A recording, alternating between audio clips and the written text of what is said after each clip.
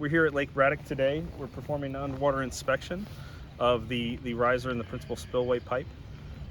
We have started to work this into our repertoire of inspections as the aging infrastructure kind of sets place here in Fairfax County. You know, we want to make sure it continues to function. Each year we operate the sluice gate, which is the stem there that's sticking up out of the top of the riser. So that's connected to a pipe that goes all the way down to the bottom of the lake.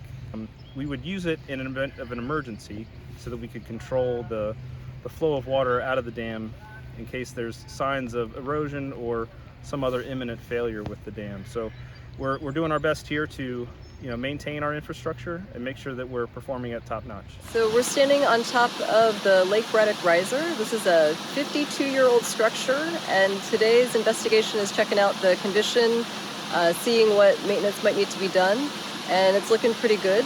Really happy to be able to partner with Vander Smith, and they have their diver out here taking a look underneath the water at the concrete. We've been exercising the sluice gate. It looks like it's functioning really well. So all in all, everything looks good. Well, today we were just doing a riser inspection on Lake Braddock just to see what the underwater state of the riser is so far as the bottom level valve and the uppermost trash racks and the horizontal bars.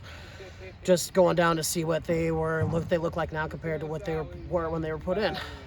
So when I got down there, I'd say the sediment level was probably a foot higher than the actual inlet pipe that goes to the valve, which can just cause a lot of problems. So when you open the gate, it'll just suck stuff in from the lake because there's no trash rack on the outside.